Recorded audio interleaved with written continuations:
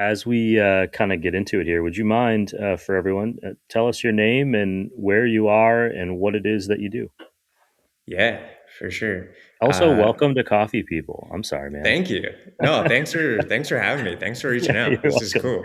cool. This is actually the first podcast I've ever been on, so this is Oh, really? I exciting. thought everyone in America had been on a podcast at this No, point. So not me. Maybe I'm the last one. you might be. Um,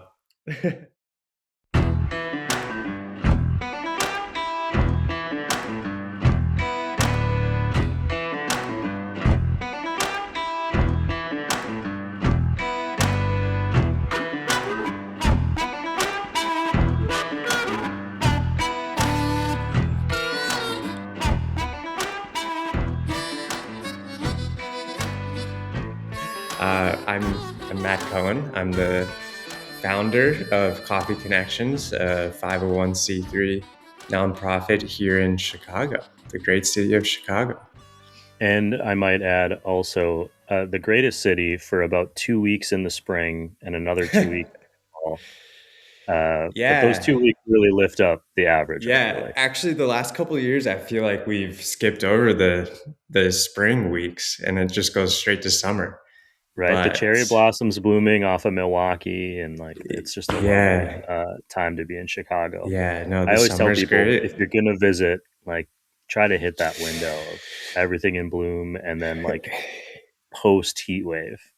Totally, especially like early spring, those like first couple warm days, everyone's out by the lake. The vibes are high.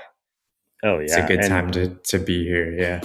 Yeah. moving here to Oregon, where I am now, I'm kind of having some flashbacks to growing up in the Midwest, where it'll be 45 degrees out, and but the sun is out, and so you're like, people are Hmm. in shorts, people are It's out, warm. no coats, and that was something I had to readjust to after Yeah. a long time in I California. I love how that happens, where the end of the winter, you're all of a sudden it's like 30 degrees and it feels like a warm summer day. Yeah, it gives can't have the sweet without the salty, right? The bitter without the Yeah, sweet. totally. Um, what I want to That, get into your background and all that stuff, but before I hmm. do, I want anyone who decides to check out early in this podcast, which they shouldn't, but sometimes it happens. What is Coffee Connections? So, very simply, it is a job training program for people who want to become baristas. Um, that's as simply as we can put it. There's a lot of culinary programs out there that a lot of people are familiar with. Nothing really specifically just for coffee and for cafes. And so that's what we're trying to do. We're trying to bridge the gap and make these specialty coffee jobs a little more accessible, make the specialty coffee workforce a little more equitable as well. And yeah, basically, we do a short 5 day program. It's 25 hours in total. So it's not a lot, but it's rapid fire. We go over a lot of practical skills, milk steaming, espresso 101, logistics behind the bar, basically to get people to a point where they feel comfortable going into an interview and knowing what happens at a cafe, basically. So that's what we do. You mentioned the 501c3 nonprofit. Why do it that way? Why not just open a coffee shop and then train people to work? Yeah, uh, great question. So yeah, this is kind of getting into the story a little bit. Uh, we can jump in. Cool. I can go in like halfway. So basically, I came to a point where I was thinking about a coffee shop. Um, yeah, kind of was doing the mobile coffee truck for a while, and shout out to all the people that are doing the mobile coffee biz. It's a taxing, tough biz to be in. But yeah, reached a point where I was like, all right, I'm ready for the next step. So I was thinking about a coffee shop, looking around and at spaces, and um, I was really kind of asking myself some important questions on, like why am I moving into a shop, and what's the reason for this? And um, kind of came to the decision where if I were to open a shop and do this, this is how I would want to hire.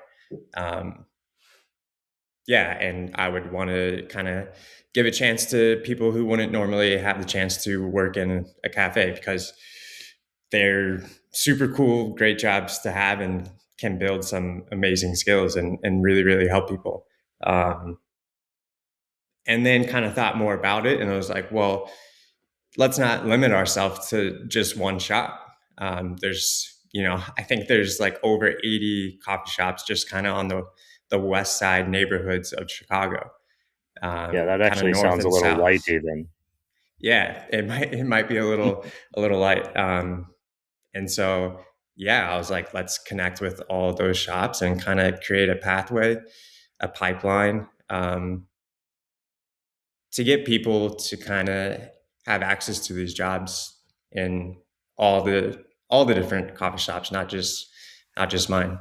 Sure. So I understand the benefit to a coffee shop to kind of be like, oh, this is a cool program. Like people are going and getting some basics that we don't have to pay labor hours to give them, or that Mhm. they at least come in and we can brush up on. Um, and they're not working there long enough to get a bunch of habits that we don't like. Yeah, They haven't learned from that older barista that knows the right way to do everything yet. yeah. Uh, but what is how does it work for you? I mean, who pays for it? As a Hmm. nonprofit, I'm assuming you're trying to fundraise. The benefit to you is you get to, I'm assuming, get to do something you like to do, which is train. Hmm. Um, but then you kind of move on. So why go this route?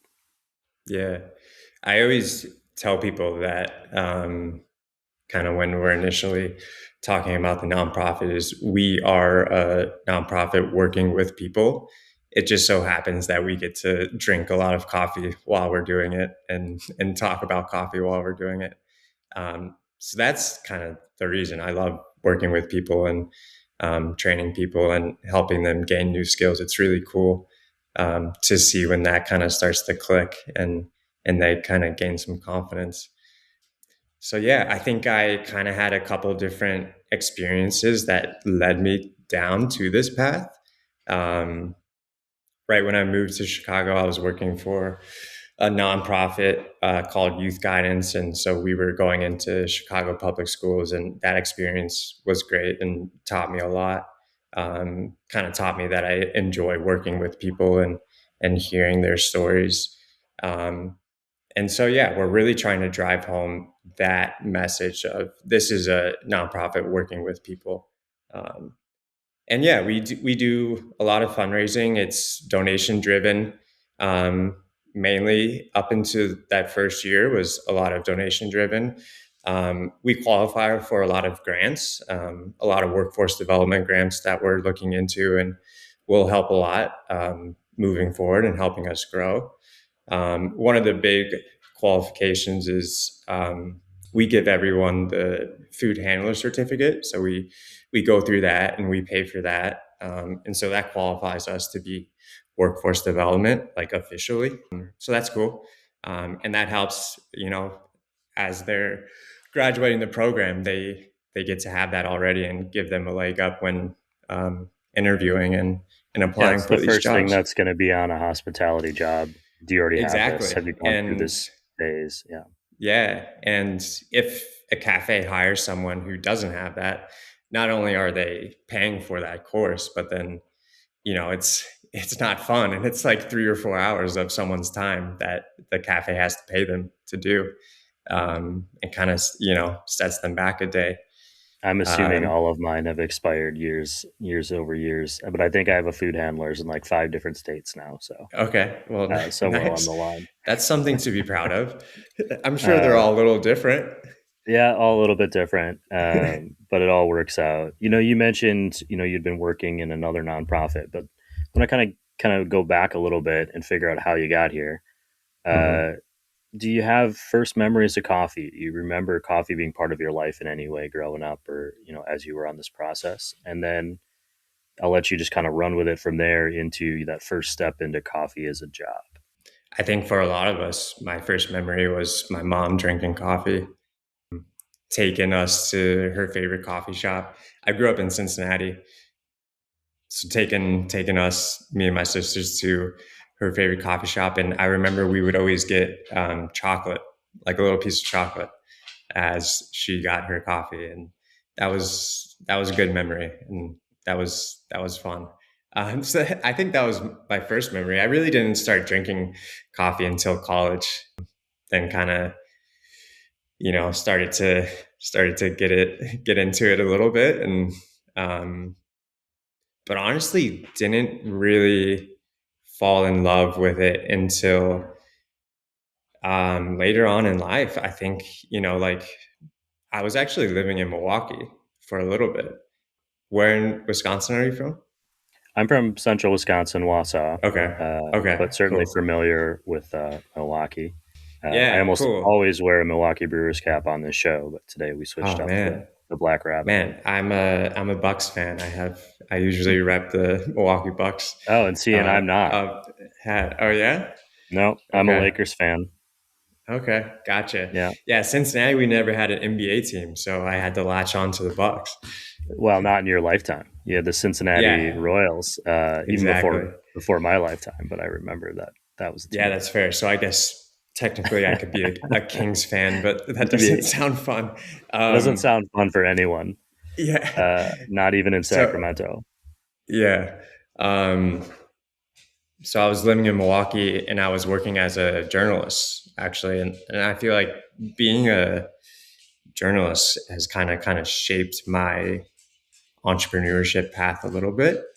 Um, but yeah, I remember it was a daily newspaper, kind of traditional daily county newspaper, and I would go to one of the collectivos and write.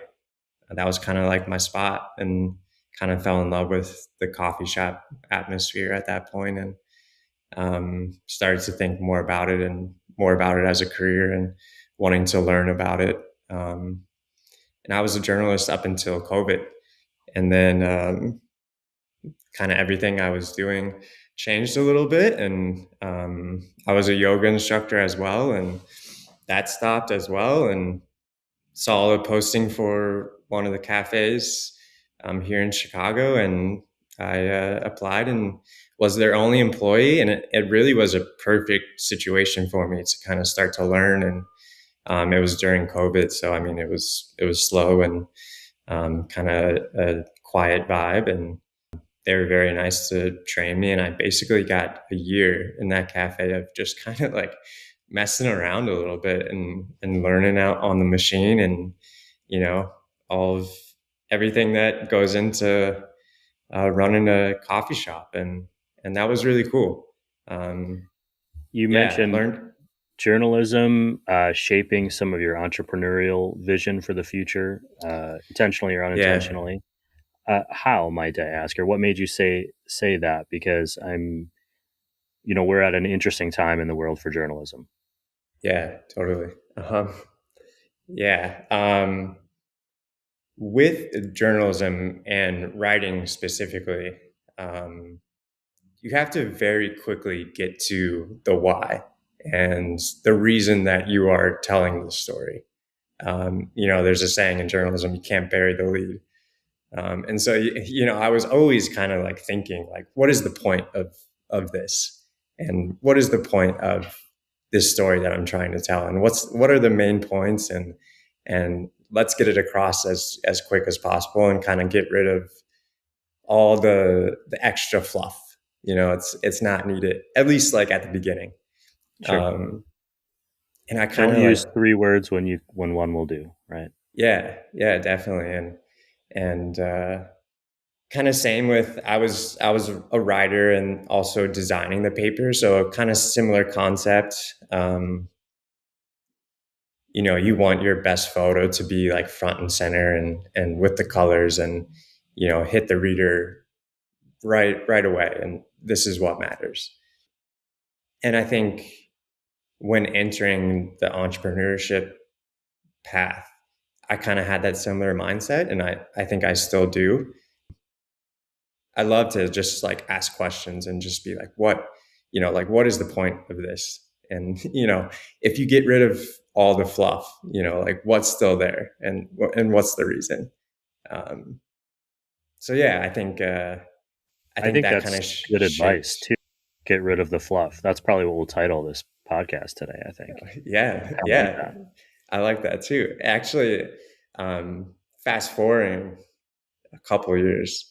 Um, so yeah, in between there, I popped around to a couple different shops and managed a shop here in Chicago for a little bit, and started the truck and did the truck for like 2.5 years or so, and And when you say learned. the truck, you mean Cattle Dog Coffee. Yeah, Uh, yeah. Sorry, yeah. The coffee truck that I started called Cattle Dog Coffee, and um, named after my dog Zoe, who's laying down right here next to me.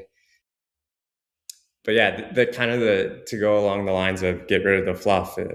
Kind of right before I was starting this nonprofit, I was traveling in South Africa, and I was in a park and came across a coffee trailer, and it was like an old horse trailer, very like unmarked. I think the name of it was like the trailer or something. Um, Using a old La Marzocco, um, like unmarked coffee beans. Like an African guy was just in there, like playing music, like having fun. Just one guy, and it was the best coffee I've ever had. Um, and like I stand by that, and I went back a couple more times, and it was always really good. And yeah, I like telling that story because it's very much along the lines of get rid of the fluff, and this is what matters. And he was a great guy, and I talked to him for a little bit, and it was the best coffee I've ever had. And so that also kind of like played a part into like this whole idea of starting the nonprofit, and kind of like really figuring out my path, and maybe not doing the coffee shop, but kind of leaning towards this instead. So yeah, yeah, get rid of the fluff. Sliding into your screen is not just any coffee can, it's a Roastar coffee can. Don't need thousands.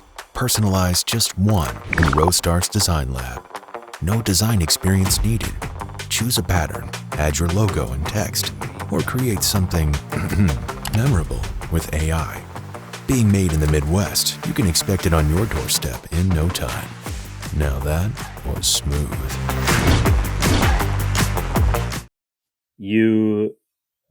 We really glossed over the starting of the truck, but you found a truck, Yeah, and you built it out. Um, you know, yeah. and then you have to actually be out in the world. Maybe for anyone listening who's thinking about, oh, that's a good entryway into coffee. Hmm. What challenges did you face being a mobile coffee business as opposed to brick and mortar? What lessons did you take away from that you can share? Yeah, I do think it's a great way into coffee for sure. I think the biggest challenges was I became a truck mechanic first and foremost, more than I wanted to be. It was a 1974 American Motors General. I found it in Pleasant Prairie, Wisconsin. Um, it was an ice cream truck when I got it, which actually this right here was the menu on the Oh, side. behind you? Nice. Yeah, yeah, kept that. Yeah, I mean, I think the biggest challenges was just kind of figuring out the getting it up to health code and the logistics and all the requirements that the city sets forth. And it's challenging. It's hard because you're eager and you want to get started. And um, my advice is, for some reason, if you have a truck, it's some different requirements than say just like a pop-up table, or even a trailer is a little different as well. So I think the truck made it a little more difficult than I was expecting. Um, but yeah, my buddy that I grew up with, he's out in LA. He has his own general contracting firm, so he was kind enough to come and build it out with me, and we built the bar in the back, and um, yeah, got the GS3 and put that back there. And yeah, I was using kind of a generator most of the time. And some events were great. I could like plug in, and that always made it a little easier. But yeah, the private events really took off, and that kind of made it work and sustainable. Um, yeah, and so I eventually did kind of have a pop up cart as well, so I could go inside places, Hmm. So I which think, I realized kind of works pretty well. yeah, I would. You mentioned the truck being more of a challenge. One thing, anyone who's looking at buying a food truck or a coffee cart truck, the second Hmm. you put it on wheels, you will have a fun time talking to insurance because Yeah, they will argue with you over whether you need business insurance or vehicle insurance or some other sort of insurance you've never heard of. yeah. And then will people be riding in it? Will it be Hmm. moving at some point? You know, is it Hmm. stuck in one place? How do you attach it? There's a whole list of insurance questions you should call an insurance agent about first. Yeah, it's not fun. I Yeah. one of the biggest things too is ice cream trucks are actually a whole different category as well. Oh, really? Um, Didn't know that. yeah, and so we actually had to. There was a wall, like a dividing wall between the back and the driving capacity. We had to put in a door because technically you have to be able to like go through the whole truck, and so that derailed our plans a little bit. Um, yeah, I don't know. I mean, like I think uh, maybe it's not the best advice, but somehow like slowly get started gradually as much as you can.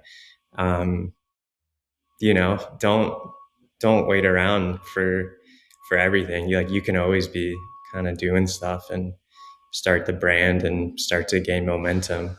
Um, yeah, before kind of everything gets set in stone and perfectly aligned.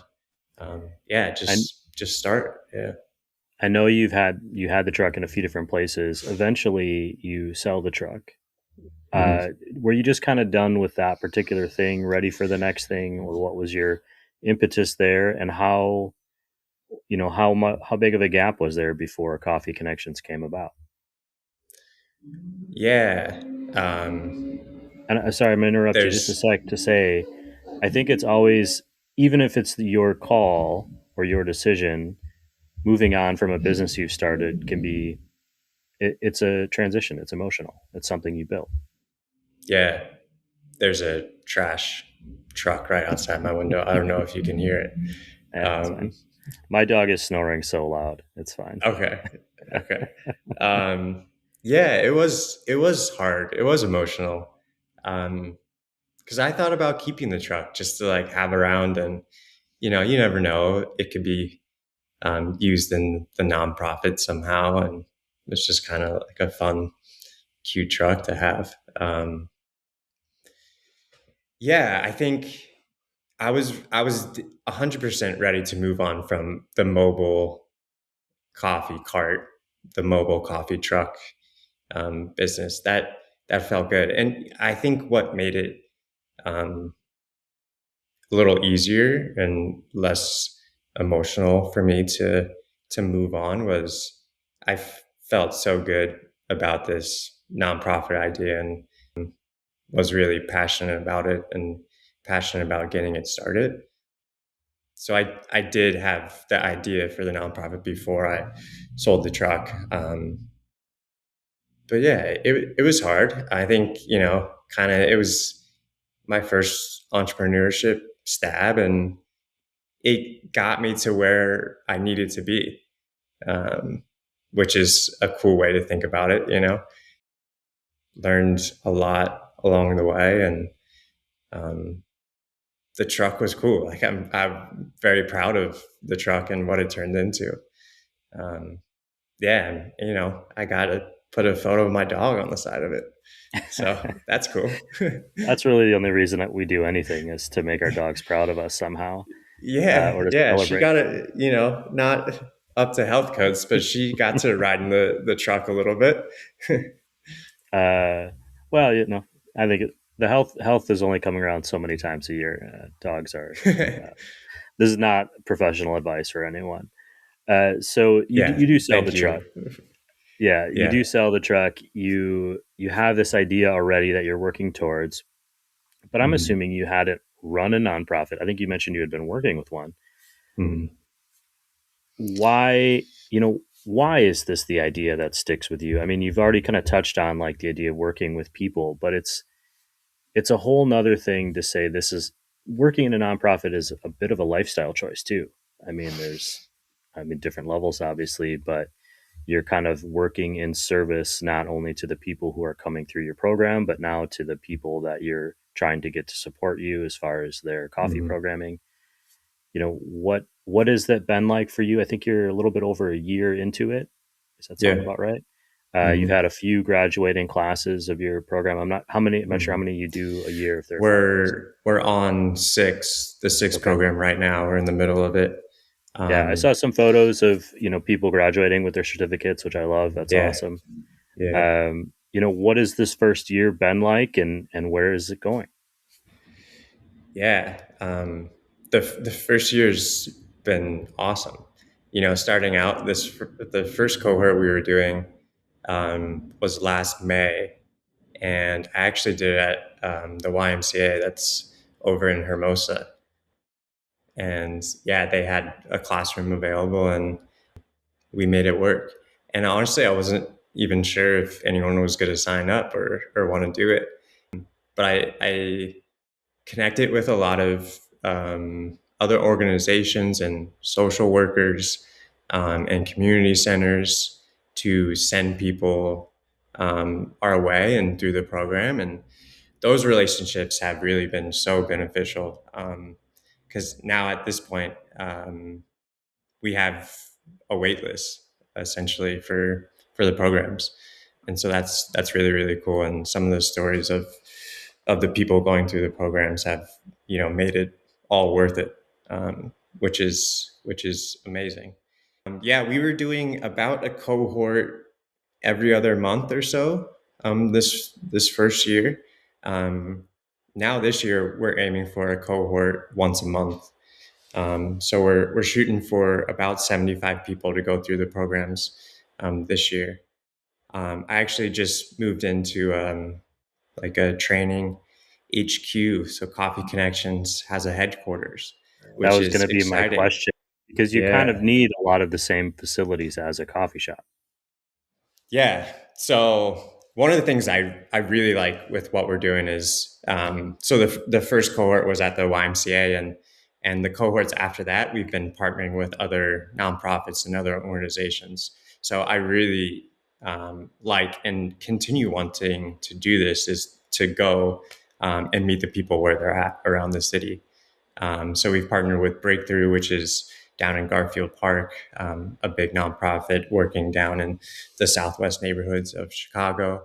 And then right now we're in our second cohort at Central Amero, which is up in Edgewater. And that's a bigger immigration agency. And they do a lot of like English language learning and GED classes for new Americans. And they do some amazing stuff. And so yeah, these partnerships and with these organizations have been so great and helped us a lot.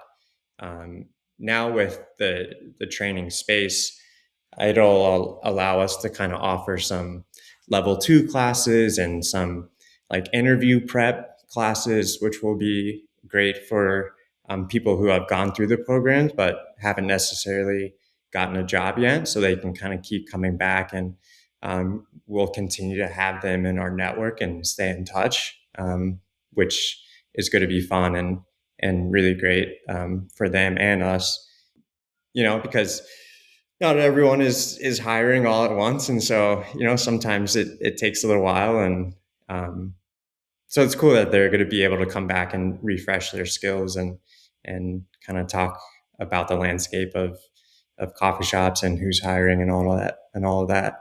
Um, Did you come up with the course profile or the coursework? The syllabus. That's the word I'm looking for. yeah. Um, A lot of it was just kind of how I've learned and kind of bits and pieces that I've took from the three different shops, kind of the most common, the three different shops that I've worked at, kind of the most common thread throughout. Um, yeah, YouTube videos, you know. Um, I actually, my cousin in Cincinnati was opening a shop, and this was kind of when this whole idea was happening as well. I was like, okay, perfect. I can try out my courses on her, and so that helps a little bit. But yeah, we came up with some worksheets and some activities, and we watched a couple of videos and documentaries, and um, yeah, it's fun. I feel like we kind of have it dialed in now.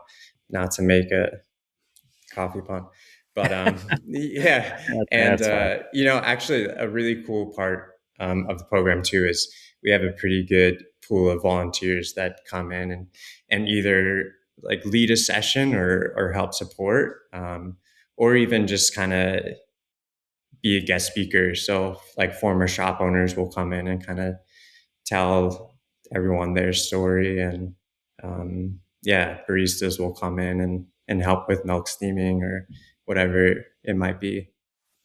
So Well, there's a that's a real need for you, I would imagine, as the educator, to continue to grow or to maintain your skills. I mean, I couldn't walk up to an espresso machine today and steam milk the way I did when I was working as a barista. It just wouldn't work out that way. yeah. Um, where does this grow, or where is that part of the goal? Is what you're doing now, this is what we kind of are? I mean, do you see, and being in the first year, do you see this bigger thing? And I'm trying to figure out how to say this without implying that it should be. It doesn't necessarily have to be, right? Mhm. Like, but I think there's always this idea of like, well, here's where we are, and we're moving kind of step by step, and here's where we think we're going. Whether it's just more Mhm. people going through the program, or a 201 class, or what. But what do you see the future of Coffee Connections being? Yeah. So kind of initial first thing that I really want to get a little the first thing that I kind of want to focus on is we're at about a third of the people going through the program have gotten hired. Um, I would love for that to be up to like 50% or so. I kind of really see this as we could get to the point where if coffee shops are hiring, that they automatically reach out to us. I would love for that to happen. And I could see that happening. And I want to get to that point where that's kind of we're on the top of shop owners' heads. Yeah, so that's kind of like step one is just like I would love for some more people to be getting hired around the city. Yeah, we're going to start doing level 2 classes and interview prep classes a little bit more. We've been the cohorts at Central Romero. It's been kind of it's been very easy for non-English speakers to go through. We've had volunteers as translators, and I could see that aspect of it growing. Kind of have a full cohort in Spanish, I think would be very, very cool and very beneficial. Long-term goals, I would love to kind of add a pastry program.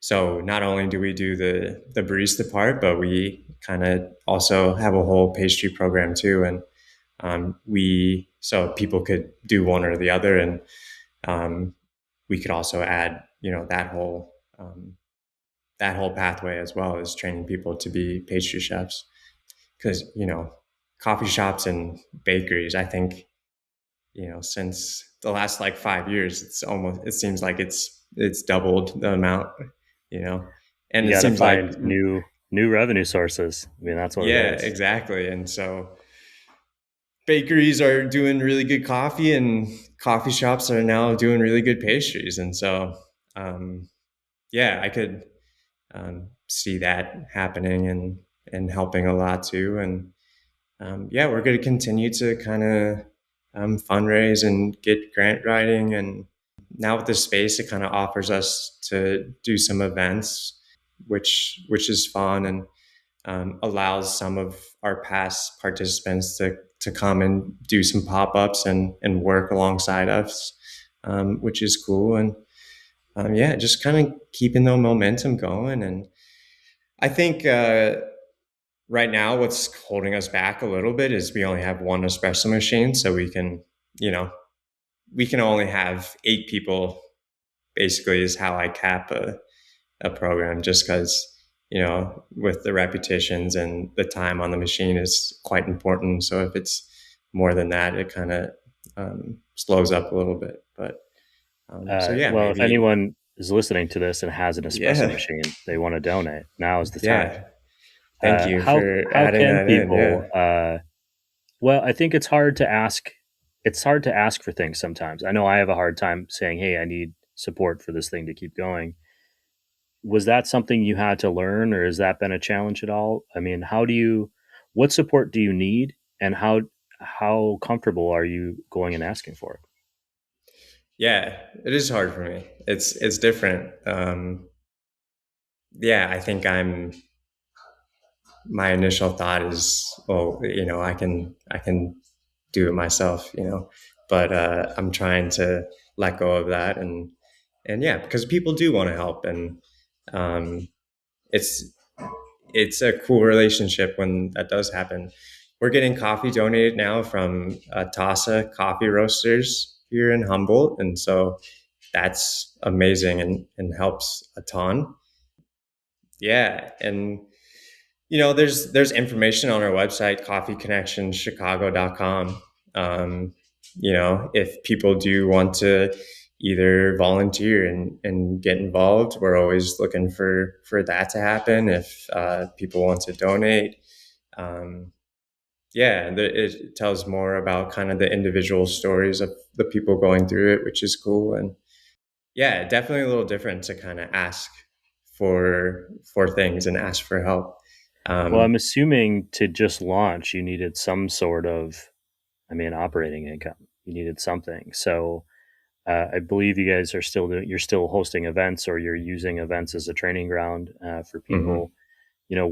If someone's listening to this, I mean, what are the best ways for them to support financially? Is it just straight donations? Can they hire you? What are their options? Yeah. Yeah, we're donation driven for sure, first and foremost. So that goes a long way. People can hire us for pop-up events or rent out our space as well. We'll always supply coffee in the space. So yeah, that goes a long way as well, because not only are you hiring a coffee pop-up, but you're allowing one of our students and participants to come and work and get real world experience as well. So that's amazing. We've done a couple pop-ups about like one a month or so. And yeah, that's always fun because I get to ask someone to come and work with me, and yeah, we have a lot of fun with it. So yeah, I'd say those two are the best ways. Yeah, our Instagram is Coffee Connections Shy, and we post a lot about some of the events that we're doing as well. And so all the proceeds go back to the programming. We're doing a latte heart workshop tomorrow morning. So that'll be fun. Yeah, we do coffee and yoga in the space. Yeah, we're gonna do live DJ coming up. So there's always ways to get involved and to stay up to date. Usually the Instagram's probably the best place to go for that. How have you grown as a person as you've gone through some of these changes from journalism to uh, entrepreneurship to the nonprofit? I mean, I would assume Mm-hmm. there's a through line there of looking out at the world around you and seeing where you fit in. Is that something Mm-hmm. you think about? Who is this version of Matt versus the one, say, 10 years ago? Yeah. Yeah, I mean, I think I am much more better at about asking the tough questions. and being aware of surroundings and the people around me. I think my dad actually gave me this little like tidbit. Um, I think, starting out, and especially with also starting this coffee journey, is you think of it as a ladder, like climbing up the career, like, oh, I got to reach these milestones and keep moving up. Whatever career you're in, you kind of think of the typical career ladder. He told me, this was a long time ago, but he told me like it should actually be a career pyramid, because you're having all these different experiences and you're kind of building, this base first, and you like slowly move up, and you move one way a little bit and then like move the other, and you're slowly building up to this point where you reach. And yeah, that's always kind of stuck with me. And I think I've been initially starting out, I was kind of quick to be like, oh, this truck has to, coffee truck's got to, get bigger, and we got to do more. And um, I've been more okay with the pyramid shape, I think, as I've gone through this, and has seen the benefits of having the pyramid shape. So yeah, I think that's kind of like stuck with me a little bit. I think in terms of kind of going through the entrepreneurship journey, and kind of when I was thinking of the shop and asking myself these important questions was a tough thing to do, just because when I was starting the coffee truck, I had always, seen it moving into the shop eventually. And I think when I was looking at spaces, you either like move into a space that's already overcrowded and already has shops, or you're kind of moving into a space that isn't like for you, and isn't. I think you have to be really careful if you're kind of looking for that. We'll call it like the trendy area, the space that's kind of new and like people are moving. I think you have to be, you have to ask yourself kind of some important questions, and is what I'm doing for the community, and will this kind of help the community members gain economic and social power?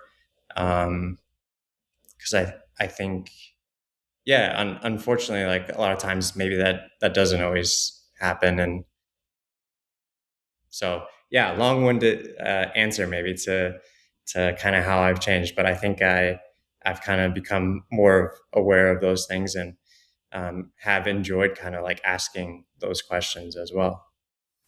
I mean, the word there you weren't dancing around it, but we just didn't specify it. But gentrification is a real thing. Yeah. Mm-hmm. And it affects people who are moving in, people who are forced to move out. It affects businesses and entrepreneurs. Some businesses are gentrification exempt, and some not so much. So Yeah. there are certain stereotypical kind of signs of that coming. Mm-hmm. And, especially coffee shop is certainly one of those. Mm-hmm. I know the bodega that I used to go to in Brooklyn is a Whole Foods now. So there's like those, Okay. you see those things and then you go, okay, how did that affect, we ended up having to move because we couldn't afford to stay, and you just kind of, those things impact people. And I think it's a tough balance to decide how much am I responsible for versus the community versus how can I control where I spend my money and how it goes to support either people I know or versus Amazon. Those are all tough questions for anyone, especially in times of economic upheaval. Mm-hmm. Yeah. And I think I know you just interviewed the founder of Coffee Watch. Eat Out, Eat Yeah. Away. Yeah. And, they're doing really cool things, and it's, everyone loves coffee shops. It's kind of hate to be the coffee shop police, or kind of think a little deeper about it. But yeah, I mean, there's not to, not to name drop or anything, but there's big new coffee shop that just opened in Avondale.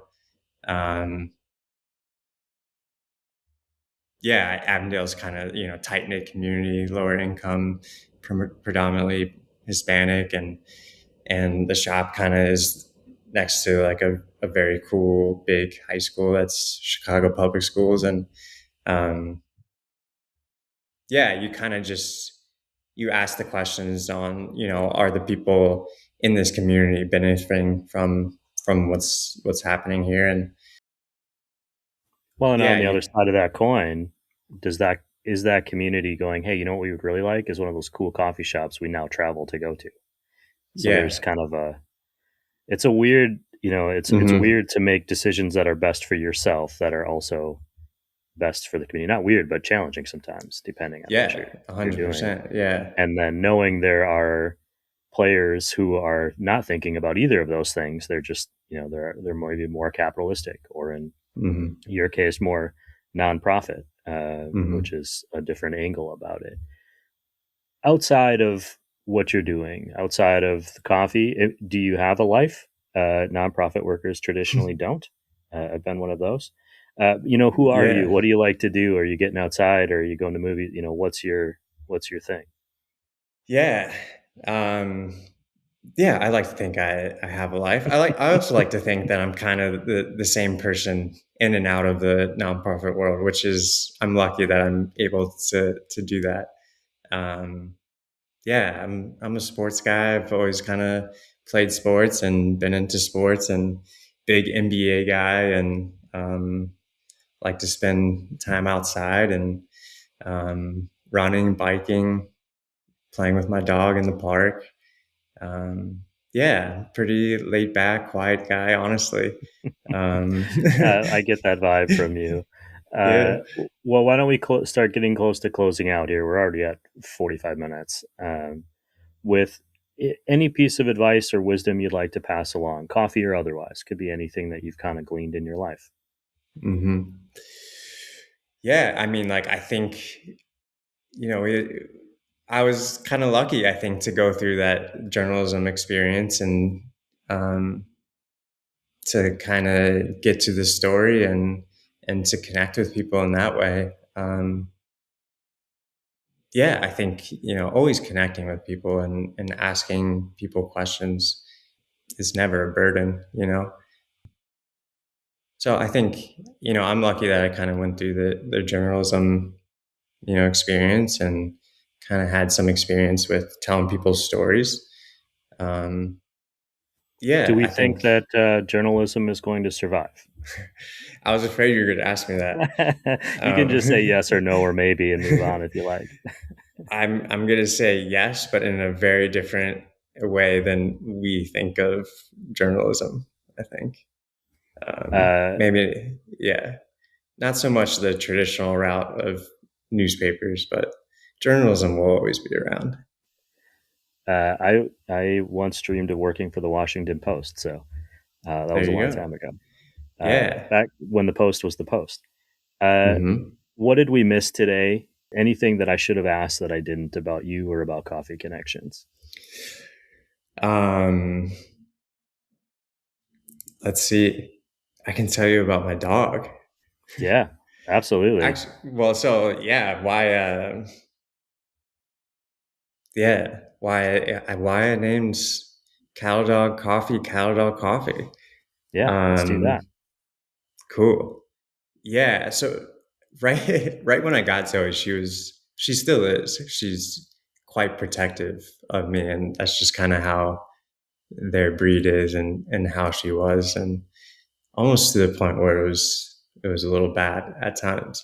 Um, so that's kind of how she is, and I think why it transformed into the name of the truck is um, I kind of had this slogan. It was actually on the first T-shirt that I made for merch, and it was called "Protect What's Most Important." And so, in her view, she was protecting her family and out in the wild, they're protecting the cows in the herd and back in the day.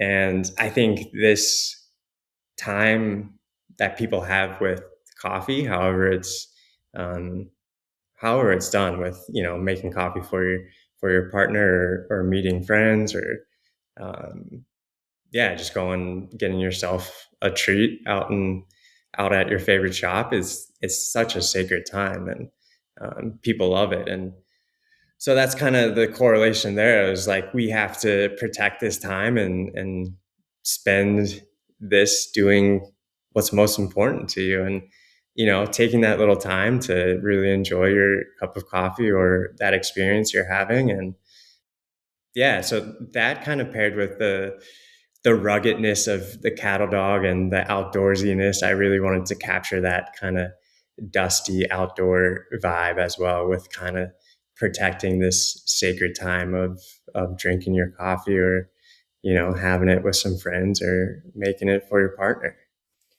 Since you sold the truck, does it still exist as Cattle Dog, or is it? Do you have any idea? No, Yeah. it's yeah. Yeah, the But that's cattle dog okay is because it, just it a was, brand. Yeah. yeah, it was yours and Zoe's, and Yeah. continues on. You Yeah, mentioned favorite shops. Sorry, go ahead. I sold it to just a truck guy who really liked trucks, not a coffee guy. And actually, I will say, once it was getting on that trailer for the last time and it wasn't my problem, it did feel very, very good, because there was a couple Yeah, times when it was on a trailer and it was going to be my problem. So, I had a truck that we built out as a mobile workspace, a 20 some foot long old hotel shuttle.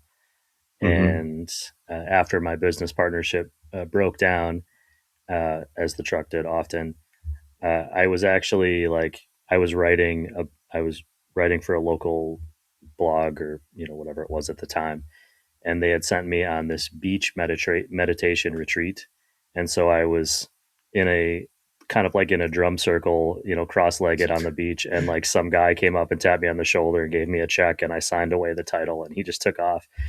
And it was kind of this great, I was pushing myself outside of my comfort zone with the meditation retreat, and then at the same Uh-huh. time shedding this very stressful thing in my life, that I was also very sad and emotional about. So Yeah. uh, it it's just a thing, it's just a truck, but it Mhm. becomes part of who, your identity.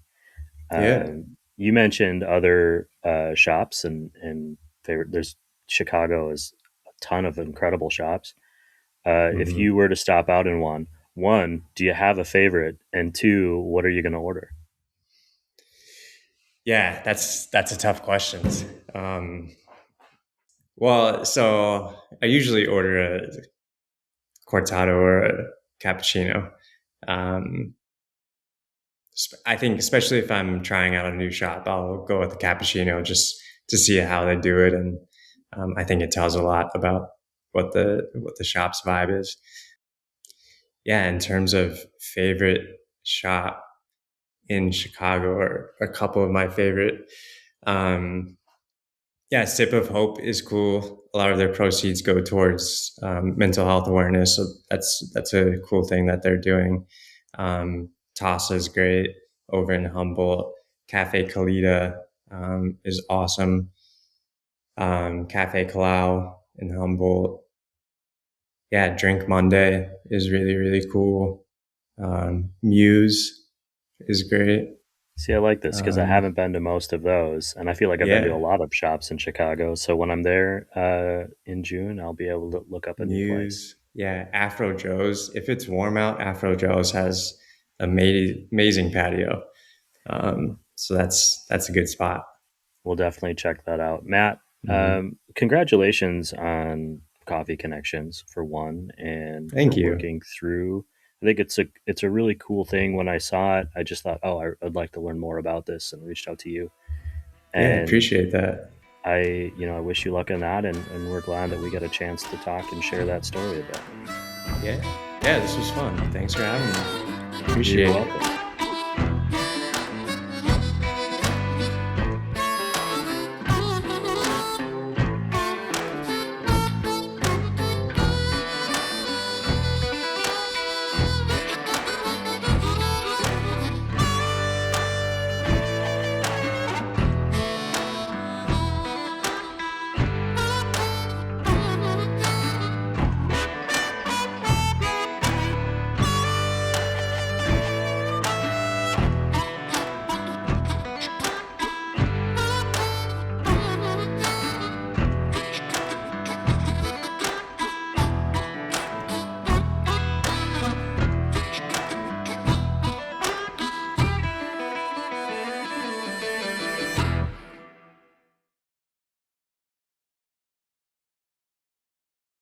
Thanks for listening, everyone. Please subscribe to our newsletter at coffeepeoplepodcast.com.